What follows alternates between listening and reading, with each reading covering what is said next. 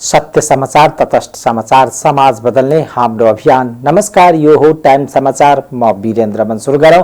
1221 जनामा corona संक्रमणको पुष्टि सम्बन्धी प्रसंगबाट नेपालमा आइतबार थप 1221 जनामा कोरोना संक्रमणको पुष्टि भएको छ।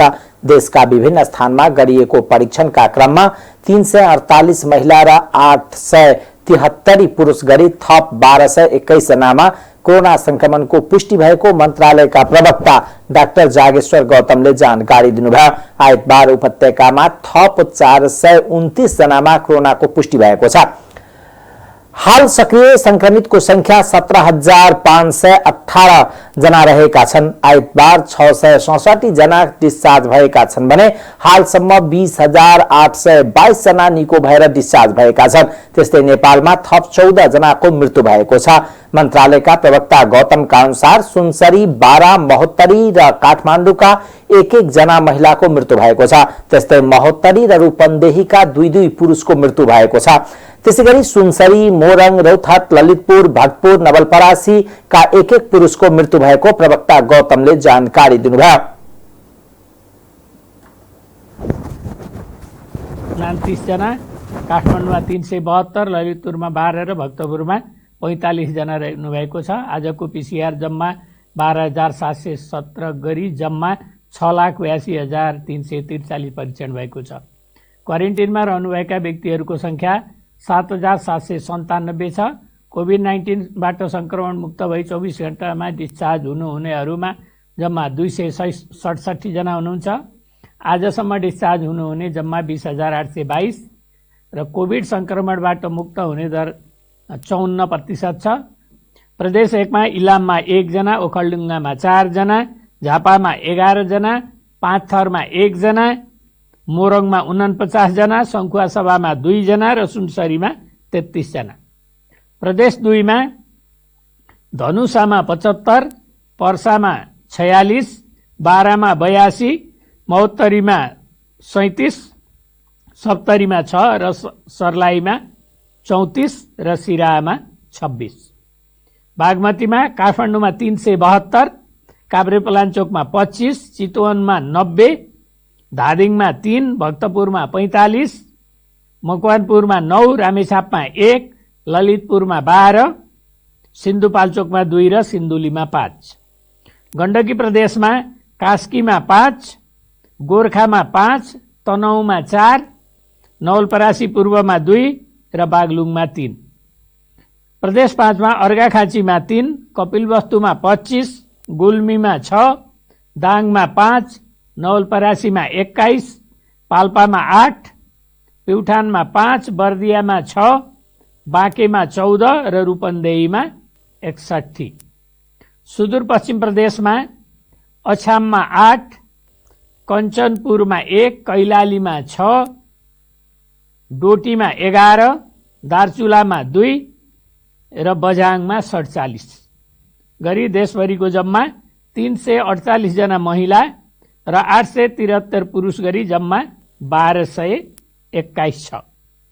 4 जना महिला र 10 जना पुरुषको निधन भएको छ। महिलाहरूमा सुनसरीको 74 वर्षीय 1 जना, बाराको 47 वर्षीय, महोत्तरीको 62 वर्षीय र काठमाडौँको 72 वर्षीय हुनुहुन्छ। र पुरुषहरूमा सुनसरीको 60 वर्षीय, मोरङको 62 वर्षीय, महोत्तरीको 70 वर्षीय र 35 वर्षीय गरी 2 जना, रौतहटको 30 वर्षीय, ललितपुरको 29 वर्षीय, भक्तपुरको 65 वर्षीय, नवलपरासीको 62 वर्षीय र रूपन्देहीको 57 र 67 वर्षीय पुरुष। जम्मा 221 जनाको अहिलेसम्म हालसम्म निधन भएको छ। यो सँगै नेपालमा कोरोनाका कारण मृत्यु हुनेको संख्या 221 पुगेको छ। हाल क्वारेन्टाइनमा 7,797 जना रहेका छन्। संस्थागत आइसोलेसनमा 10,612 जना र होम आइसोलेसनमा 6,906 जना रहेको मन्त्रालयले जनाएको छ। प्रदेश 2 मा कोरोना संक्रमण तीव्र रूपमा फैलिँदै गएको छ। सामाजिक विकास मन्त्रालयका अनुसार यस प्रदेशमा हालसम्म 9795 जना संक्रमणको पुष्टि भइसकेको छ भने 87 जनाको मृत्यु भइसकेको छ। स्वास्थ्य विज्ञका अनुसार यस प्रदेशमा संक्रमण र मृत्यु दर अझै बढ्नेछ। कोरोना नियन्त्रण तथा रोकथामका लागि प्रदेश सरकारले गठन गरेको विज्ञ समूहका सदस्य डाक्टर रामकेवल शाह प्रदेश 2 मा कोरोना संक्रमण फैल्नुको मुख्य कारण 4 रहेको औल्याउनुभयो। जनघनत्व, खुला सीमा, गरिबी र स्वास्थ्य व्यवस्था कोरोना फैल्ने मुख्य कारक तत्व रहेको उहाँको विश्लेषण छ। यस प्रदेशमा हालसम्म देखिएको संक्रमितको संख्या अन्य प्रदेश भन्दा तुलनात्मक रूपमा सबैभन्दा धेरै देख्नु स्वाभाविक रहेको बताउँदै उहाँले प्रदेश 2 को तथ्याङ्क प्रस्तुत समेत अफवाहपूर्ण ढंगले भइरहेको आरोप लगाउनुभयो। प्रदेश सरकार आफ्नो स्रोत साधन अनुसार रोकथाममा लागेको छ, तर यसको व्यवस्थापन संघीय सरकारले गर्नुपर्दछ। सरकारले यहाँ न जनशक्ति न उपकरण पठाइरहेको छ उहाँको गुनासो छ। जनस्तरमा समेत दूरी, भौतिक दूरी, मास्क, सेनिटाइजर लगायतका साधनको प्रयोग अझै राम्ररी हुन नसकेको उहाँले बताउनुभयो। खुला सीमा, स्वास्थ्य व्यवस्था र अनुशासनहीनताले प्रदेशमा संक्रमित सँगै संक्रमणबाट मृतकको संख्या बढ्दै गएको स्वास्थ्य विशेषज्ञ तथा सुरक्षा निकायका प्रमुखको विश्लेषण छ। सीमा सशस्त्र प्रहरी बलसँगै नेपाल प्रहरी समेत खटाइए पनि लुकी छिपी आउजाउ भइरहेकोले संक्रमणको जोखिम बढिरहेको नेपाल प्रहरी प्रदेश 2 का प्रमुख डीआईजी धीरज प्रताप सिंहले स्वीकार गर्नुभयो। प्रदेशमा दिनहुँ आन्दोलन, विरोध प्रदर्शन र आन्दोलनमा ठूलो संख्यामा भीडभाड हुने गरेकोले संक्रमण नियन्त्रण थप चुनौती भएको उहाँको भनाइ छ। कोरोना रिपोर्ट पोजिटिभ आएको करिब 40 जनाले गलत सम्पर्क नम्बर र ठेगाना दिएकोले सम्पर्कमै आउन नसकेको डीआईजी सिंहले बताउनुभयो। लकडाउन खुलेपछि भारतबाट फर्किएकाहरू सोझै समुदायमा गएर मिलेका कारण संक्रमण अझै बढेको सशस्त्र प्रहरी प्रदेश 2 का प्रमुख डीआईजी कृष्ण भक्त ब्रह्मचार्यको ठम्याउ छ। भारतबाट फर्किएर कोरोना पुष्टि भएकाहरू कन्ट्याक्ट ट्रेसिङ हुनु पर्थ्यो, त्यो भएन, जसले गर्दा समुदाय जोखिम बढ्यो उहाँले भन्नुभयो। सीमा ओहर दोहर रोक्न कडा निगरानी सँगै सशस्त्र प्रहरीले माइकिङ, साइकल, मोटरसाइकल पेट्रोलिङ थालेको उहाँको भनाइ छ। प्रदेश सरकारले स्वास्थ्य निर्देशनालयले प्रदेश 2 का जनस्वास्थ्य प्रशासक तथा प्रवक्ता विजय झाका अनुसार प्रदेश सरकारले अस्पताल स्तर उन्नति र हरेक जिल्लामा 500 बेडको आइसोलेसन निर्माण र उपकरण खरिदमा तीव्रता दिएको छ। प्रदेश सरकारले हालसम्म 2 वटा पीसीआर मेसिन खरिद गरेको र 7 वटा अझै खरिद गर्ने योजना रहेको उहाँले बताउनुभयो। 8 वटै जिल्लामा पीसीआर मेसिन र 4 वटा अटोमेटिक मसिन राख्ने कुरा भइरहेको छ। यो महिनाको अन्ततिर थप 3 वटा पीसीआर मेसिन खरिद हुँदैछ झाले भन्नुभयो। जम्मा 50 वटा भेन्टिलेटर खरिद गर्ने योजना छ। पहिलो चरणमा 30 वटा खरिद हुन लागेको छ। प्रदेशका सरकारी अस्पतालमा हालसम्म 14 वटा भेन्टिलेटर जडान गरिएको उहाँले बताउनुभयो। तर संक्रमणको अवस्था झनै भयावह बन्दै गएकोले प्रदेश सरकारले यो प्रयास मात्रै पर्याप्त नरहेको जानकार बताउँछन्। धनुषामा पुनः निषेधाज्ञा थप गर्ने निर्णय गरिएको छ। आइतबार जिल्ला प्रशासन कार्यालय धनुषाले पुनः 1 हप्ताका लागि निषेधाज्ञा थप गर्ने निर्णय गरेको हो। धनुषाका प्रमुख जिल्ला अधिकारी प्रेम प्रसाद भट्टराईका अनुसार जिल्लाभर कोरोना संक्रमणको जोखिम बढ्दै गएको र समुदाय स्तरमा फैलिएकोले निषेधाज्ञाको समयावधि आइतबार सक्न लाग्दा पुनः भदौ 21 सम्मका लागि थप गरिएको छ। स्थानीय प्रशासन ऐन 2028 को दफा 6(3) र संक्रमक रोग ऐन 2020 को दफा 2 बमोजिम जिल्लाभरि निषेधाज्ञाको समयावधि थपिएको सीडीओ भट्टराईले बताउनुभयो। निषेधाज्ञा अवधिमा व्यापारी बिहान 6 बजेदेखि दिउँसो 12 बजेसम्म सुरक्षा सतर्कता अपनाई पसल सञ्चालन गर्न सकिनेछ। कोरोना संक्रमण रोकथाम तथा नियन्त्रण र यसको संक्रमण फैल्न नदिनका लागि जिल्लाभरि प्रतिकूल असर पर्न सक्ने कुनै किसिमको गतिविधि हुन र गर्न नदिन नेपाल राजपत्रमा तोकिएको अत्यावश्यक सेवाहरू बाहेक सबै अन्य सेवा स्थलहरू बन्द गर्ने गरी निर्णय भएको छ। सिराहामा सामान्य विवादमै कांग्रेस, नेकपा र जसपाका स्थानीय कार्यकर्ता बीच कुटाकुट भएको छ। सिराहाको सीमावर्ती भगवानपुर र बरियारपट्टी गाउँपालिकामा सामान्य विवादमै शनिबार र शुक्रबार राति कुटाकुट भएको प्रहरीले जनाएको छ। कुटपिटबाट 2 प्रहरी सहित दर्जनौं व्यक्ति घाइते भएका छन्। त्यसमध्ये गम्भीर घाइते भएकाहरूका केहीलाई विराटनगर रेफर भएका छन् भने केही स्थानीय अस्पतालमै उपचार गराएर घर फर्केका छन्। शनिबार दिउँसो गर्मी लागेका बेला भगवानपुर गाउँपालिका 2 लहरा स्थित छाहारीमा बस्ने विषयमा विवाद हुँदा कुटाकुट भएको प्रहरीले जनाएको छ, जसमा दुवै पक्षको 22 जना घाइते भएका छन्। उनीहरूमध्ये अधिकांश थप उपचारका लागि लाहानबाट विराटनगर रेफर गरिएको छ। यहाँ नेकपाका दुनियालाल यादव र जसपाका जसीलाल यादव पक्षबीच कुटाकुट भएका छन्। घटना नेकपा र जसपा कार्यकर्ता बीच भएको गाउँपालिकाका अध्यक्ष बेचन प्रसाद यादवले जानकारी दिनुभयो। उनीहरूमध्ये अधिकांशलाई टाउकोमा चोट लागेको प्रहरीले जनाएको छ। घाइते भएका मध्ये दुनियालाल वाडा तथा न्यायिक समितिका सदस्य हुन्। सदस्यहरू भएका मध्ये धेरैलाई टाउकोमै चोट लागेको छ। डाक्टरले सिटी स्क्यान लेखेर लाहानबाट विराटनगर रेफर गरेका छन्। यसैगरी शुक्रबार राति सीमावर्ती बरियारपट्टी गाउँपालिका 1 कचनाडी गाउँ स्थित जसपा र कांग्रेस कार्यकर्ता बीचमा धान खेतमा पानी पटाउने विषयमा विवाद भएका छन्। त्यही विवाद कुटाकुट भयो। दर्जनौं व्यक्ति घाइते भएका छन्। झगडा छुट्टाउन गएका 2 प्रहरी जवान पनि घाइते भएका छन्। दुवै पक्ष को उपचार भइरहेको छ। जस कसैले पनि प्रहरीमा उजुरी दर्ता गराएका छैनन्। घटनाबारे थप अनुसन्धान भइरहेको जिल्ला प्रहरी कार्यालय सिराहाका प्रवक्ता तथा डीएसपी विनोद घिमिरेले जानकारी दिनुभयो। मुस्लिम समुदायलाई मोहर्रम पर्व घरमै बसेर मनाउन जिल्ला प्रशासन कार्यालय सर्लाहीले आग्रह गरेको छ। कार्यालयले सूचना निकालेर कोरोनाको बढ्दो संक्रमणलाई मध्यनजर गर्दै स्वास्थ्य सुरक्षा प्रबन्ध सहित परिवारका सदस्य र नजिकका नातेदार मात्र भेला भएर घरमै पर्व मनाउन आग्रह गरेको हो। प्रमुख जिल्लाधिकारी सुरेन्द्र पौडेलद्वारा हस्ताक्षरित सूचनाको पालन गरिदिन मुस्लिम धर्मावलम्बीसँग आग्रह गरिएको छ। मुस्लिम समुदायको मोहर्रम पर्व आज परेको बागमती नगरपालिका 10 का वार्ड अध्यक्ष शेख जुबेरले जानकारी दिनुभयो। यो पर्वमा दाहा बनाउने ले मनको इच्छा पूरा हुने भएकोले भाकल गर्ने जुबेरले बताउनुभयो। भाकल गर्नेले दाहा बनाउने गर्दछ। मुस्लिम समुदायका बासिन्दाहरू एक ठाउँमा जम्मा भई तलवार, लाठी, फराठा, भाला लगायतका हतियार सहित कला कौशल प्रदर्शन गर्ने मेला लगाउने प्रचलन गर्दछन्। यस वर्ष त्यस्ता खालको मेला नलगाई सामान्य ढंगले पर्व मनाइएको वार्ड अध्यक्ष जुबेरले बताउनुभयो।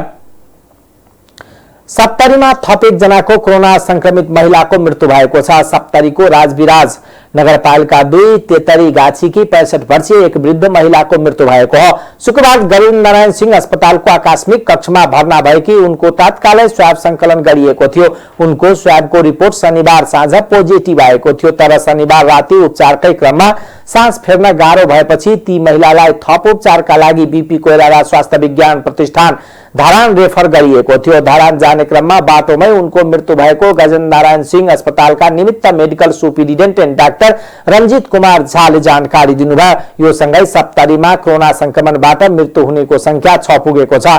मृतक मध्ये 5 जना सप्तरीको सदरमुकाम राजविराजकै छन् भने 1 जना रूपनी गाउँपालिकाका हुन्। यता लामो समयदेखि निषेधाज्ञाका कारण सप्तरीको जनजीवन कष्टकर बन्दै गएको छ।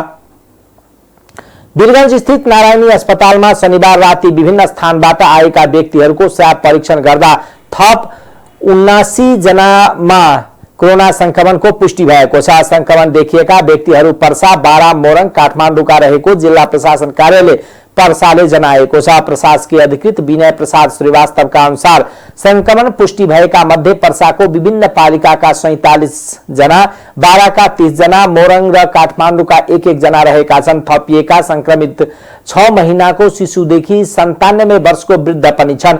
442 जनाको स्वाबलाई परीक्षण गर्दा 79 जनाको नतिजा पोजिटिभ आएको उहाँले बताउनुभयो।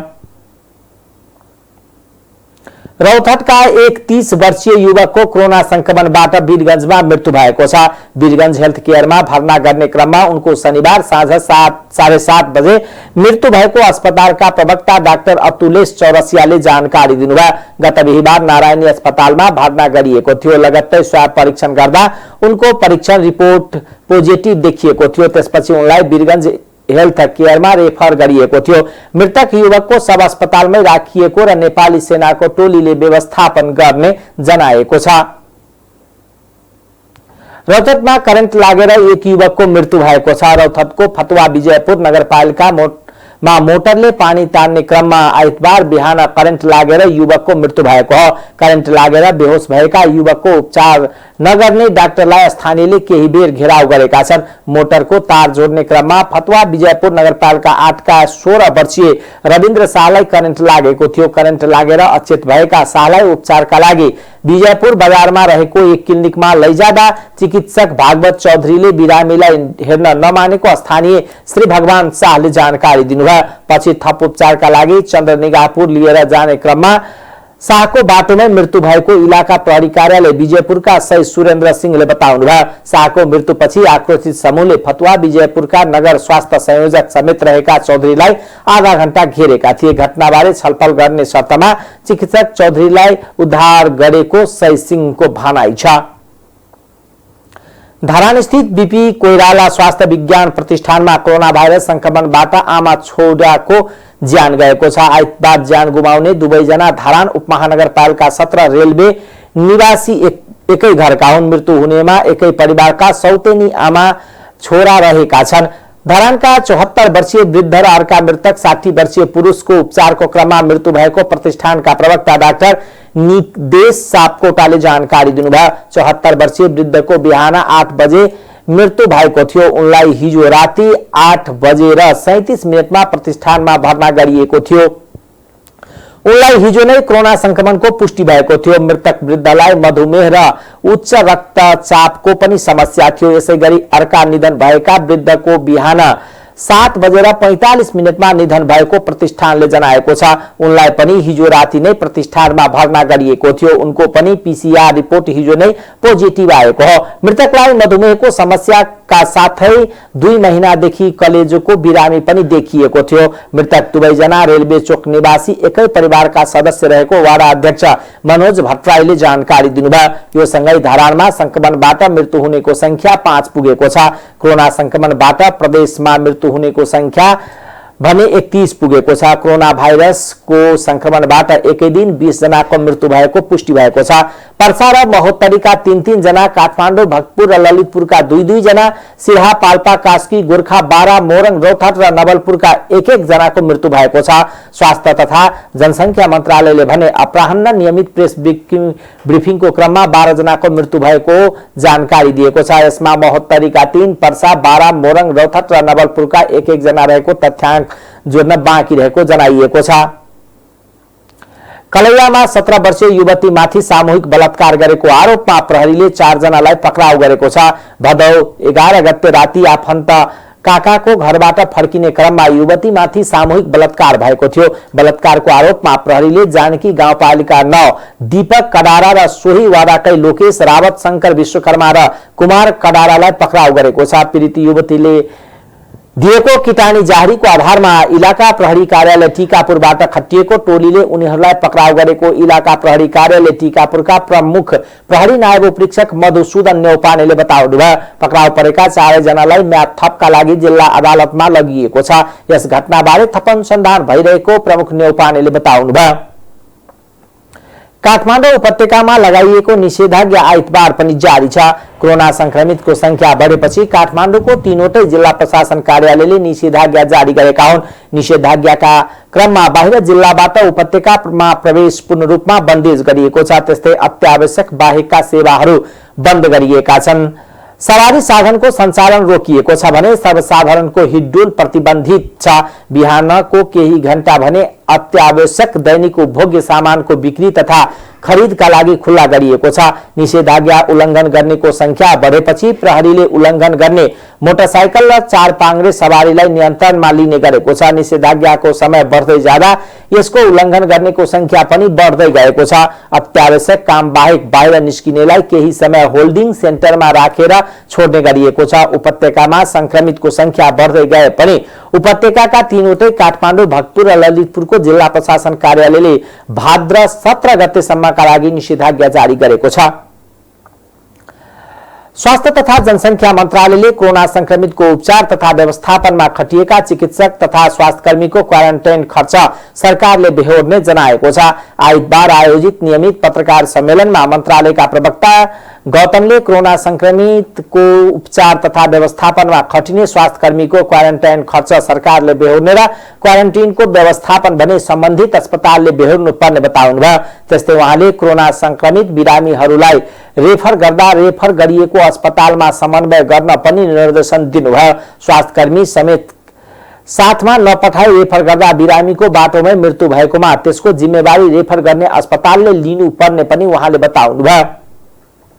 क्वारेन्टिनको व्यवस्था सम्बन्धित अस्पतालले गर्ने गरी सर्कुलर भइसकेको छ र यसमा लाग्ने खर्च अस्पतालहरूले स्वास्थ्य मन्त्रालयमा शोध भर्ना पाउने व्यवस्था छ।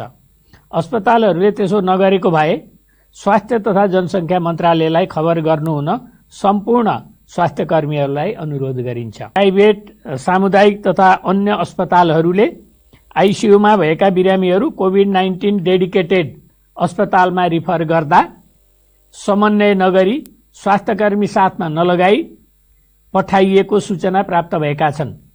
यसरी समन्वय नगरी पठाइएका बिरामीहरूको ज्यान तलमाथि पर्न गएमा रिफर गर्ने अस्पताल नै जिम्मेवार हुने जानकारी गराइन्छ र कतिपय अस्पतालहरूले बिरामी रिफर गर्दा कोभिड डेडिकेटेड अस्पतालमा बेड भए नभएको यकिन नगरी त्यहाँको चाहिँ उपचार गर्ने टिमसँग सम्पर्क नगरी स्वास्थ्यकर्मी पनि साथमा नलगाइकन यतिकै चाहिँ पठाइएको छ। त्यस्तो अवस्थामा बेड खाली भएन र कसैको ज्यान तलमाथि पर्यो भने त्यो जिम्मेवारी चाहिँ रिफर गर्ने अस्पतालले लिनुपर्ने हुन्छ। डाक्टर गौतमले कोरोना संक्रमितको संख्या बढ्दै गएको र सरकारले सीमित स्रोत साधनबाट सम्भव भएसम्म नियन्त्रण र उपचारको प्रयास गरिरहेको पनि बताउनुभयो। उहाँले एकजना कोरोना संक्रमित व्यक्तिले 3000 जनालाई समेत सार्न सक्ने भएकोले सचेत हुनुपर्ने धारणा पनि राख्नुभयो। काठमाडौँ उपत्यकाको सबैभन्दा बढी जात्रा मानिने इन्द्र जात्रा आइतबारबाट सुरु भएको छ। हरेक वर्ष भदौ शुक्ल दशीका दिनदेखि एक हप्तासम्म मनाइने या भनिने इन्द्र जात्रा सुरु हुने गर्दछ। आइतबार बिहान 8:07 को साइटमा इन्द्र ध्वजा सहितको लिङ्गो ठडाउने साइत थियो, तर कोरोना भाइरसको संक्रमणका कारण यसपटक विधिवत रूपमा नित्य पूजा मात्र सीमित भएको छ। लिङ्गो नठडाइए पनि आइतबार बिहान हनुमान ढोकामा सीमित गुठियारहरू भेला भएर नित्य पूजा भने सम्पन्न गरिएको छ। इन्द्र जात्रा सुरु भएकै दिन बेलुकी नेवार समुदायले पितृ मोक्षका लागि पाल्चामा बत्ती बाल्दै उपाकु यात्रा जाने चलन छ, तर कोरोना संक्रमणको कारण यसपटक सो यात्रा पनि नहुने भएको छ। इन्द्र जात्रा व्यवस्थापन समितिका अध्यक्ष गौतम रत्न साक्यले इन्द्र जात्रा विधिवत रूपमा सुरु भए पनि कोरोनाका कारण लिङ्गो ठडाइएको बताउनुभयो। उहाँले यसअघि निरन्तर रूपमा परम्परागत ढंगले जात्रा मनाइए पनि यसपटक भने कोरोनाका कारण अन्य जात्रा नमनाइने जानकारी पनि दिनुभयो। संक्रमित भएको यो कोभिड-19ले गर्दाखेरि महामारीले गर्दाखेरि यस वर्षको इन्द्र जात्रालाई स्थगित गर्नुपर्छ कि भनेर हामीले चाहिँ विभिन्न निकायहरूसँग समन्वय गरिकन व्यवस्थापन गरेर चाहिँ अहिले चलिआएको यो परिआएको विषम परिस्थितिको कारणले गर्दाखेरि यो जात्रामा हाम्रो नेपाल अधिराज्य भरका दर्शनार्थीहरू जस्तै अब 14 अञ्चल 75 जिल्लाकै दाजुभाइ तथा दिदीबहिनीहरू यो ठाउँ त भरिभर हुन्छ तपाईँको आज भोलिको दिनमा। त्यस्तो अब अहिलेको अवस्थामा यदि उहाँहरूलाई चाहिँ यस्तो भेला गरियो भन्दाखेरि यस्तो संक्रमित भएर विभिन्न व्यक्तिहरू अब देहावसान भएर गइराखेको छ।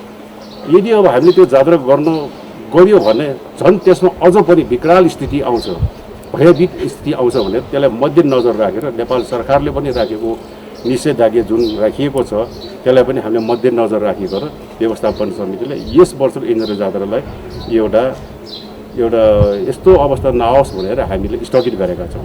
तत्पश्चात पनि आज हामीले विधि विधान अनुसार गर्नुपर्ने परम्परा अनुसार लिङ्गो उठाउने ठाउँमा हामीले एउटा साधारण पूजा गरेर आज विधिवत रूपमा त्यो सकाएका छौँ। उहाँहरू पनि आफ्नो हिसाबले आफ्नो सामाजिक दूरी कायम गराइकन हामीले आजको पूजा पनि व्यवस्थापन सम्पन्न गराएका छौँ। यात्रा सुरु भएको दिन वर्षभरि दिवाङ्गत भएका आफन्तको सम्झनामा नेवारहरूले पाल्चामा बत्ती र धूप बाल्दै लिच्छवीकालीन खड्ग आकारको शहर परिक्रमा गर्ने विश्वास रहेको छ। संक्रमण फैलिनबाट रोक्न प्रशासनले निषेधाज्ञा लागू गरेकोले 8 दिनसम्म उल्लासमा रमाउने बसन्तपुर दरबार क्षेत्र यसपटक सुनसान देखिएको छ। अब आर्थिक समाचार।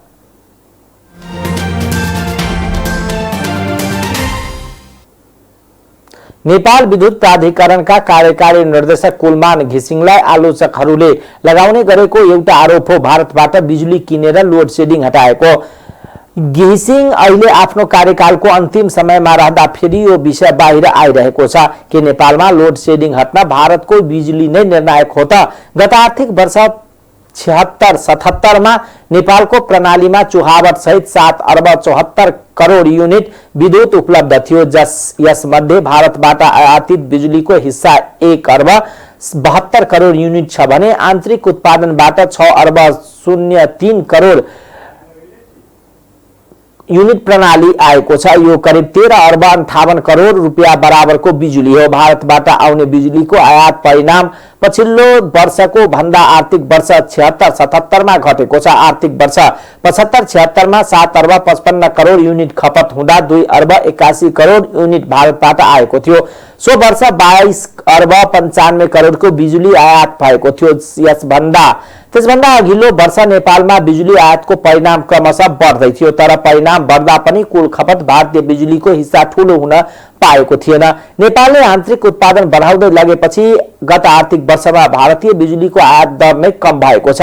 गत वर्ष कुल खपतको 22% बिजुली भारतबाट ल्याउनु पर्यो, जबकि त्यसभन्दा अघिल्लो दुवै वर्ष यहाँ खपत भएका मध्ये 37% बिजुली भारतको थियो। आन्तरिकतर्फ नेपालमा खपत भएका बिजुलीको करिब 40% नेपाल विद्युत प्राधिकरण अन्तर्गतको आयोजनाहरूबाट उत्पादित बिजुलीको हिस्सा थियो। त्यसै गरी नेपालमा निजी विद्युत उत्पादक आयोजनाहरूले 38.63% बजार ओगटेको थियो। तथ्याङ्क अनुसार गत आर्थिक वर्षमा भारतबाट आउने बिजुली अघिल्लो वर्षको तुलनामा 1 अर्ब 9 करोड युनिटले घटेको छ। आर्थिक वर्ष 75-76 मा नेपालमा 7 अर्ब 55 करोड युनिट बिजुली खपत गर्दा भारतबाट आउने बिजुली 2 अर्ब 81 करोड युनिट थियो। यसका लागि 22 अर्ब 95 करोड खर्च भएको थियो। ती दुवै वर्षमा भारतबाट कुल खपतको 37% बिजुली आएको थियो। आर्थिक वर्ष 72-73 मा प्राधिकरणका 9 अर्ब सञ्चित घाटामा थियो। प्राधिकरणले 73-74 मा 1.5 अर्ब, 74-75 मा 3 अर्ब र 75-76 मा 10 अर्ब नाफा गर्यो। आर्थिक वर्ष 76-77 को लेखा परीक्षण प्रतिवेदन आउन बेला भएको छैन। लेखा परीक्षण हुन बाँकी विवरण अनुसार 11 अर्ब नाफा भएको छ। गत आर्थिक वर्षमा भने बिजुलीको आयात 37% बाट 22% मा झरेको छ। तथ्याङ्कले 18 घण्टाको लोड सेडिङ व्यवस्थापनका क्रममा खपतको तुलनामा थप 2% बिजुली आयात गरिएको देखाउँछ। विशेष गरी निजी उत्पादक आयोजनाहरू निर्माण हुने क्रम तीव्र भएपछि भारतीय बिजुली कम आयात भएको हो। लक्ष्यानुसार यो वर्ष माथिल्लो तामाकोशी सहित करिब 1000 मेगावाट क्षमताका आयोजनाहरू सञ्चालनमा आउन सके बिजुलीको पुरै माग नेपालमै भएको उत्पादनले धान्न सक्ने प्राधिकरणको आकलन छ। वर्षायाममा भारतमा बिजुली पठाएर हिउँदमा उत्पादन घटेको बेला उताबाट बिजुली ल्याउने प्राधिकरणको योजना छ। वर्षमा 2 अर्ब 28 करोड युनिट तामाकोशी एक्लैले उत्पादन गर्न सक्छ। अरू आयोजनाहरू पनि थपिँदा अबको 1 वर्षभित्र नेपाल बिजुलीमा आत्मनिर्भर बन्न सक्ने प्राधिकरणको ठहर छ। यसो हुँदा हिउँदमा भारतबाट आउने भन्दा वर्षमा नेपालमा भारत पठाउने बिजुलीको मात्रा धेरै हुनेछ। नेपालले गत आर्थिक वर्ष 76-77 मा झन्डै 1 अर्ब रुपियाँको विद्युत भारत निर्यात गरेको छ। आन्तरिक माग धान्न भारतबाट विद्युत आयात गरिरहेको भन्ने आरोप खेपिरहेका नेपाल विद्युत प्राधिकरणले आर्थिक वर्षमा 95 करोड 70 लाख रुपियाँको विद्युत भारत निर्यात गरेको, यसले देश विद्युतमा आत्मनिर्भर तर्फ अगाडि बढेको संकेत गरेको प्राधिकरणले जनाएको छ। अब अन्तर्राष्ट्रिय समाचार।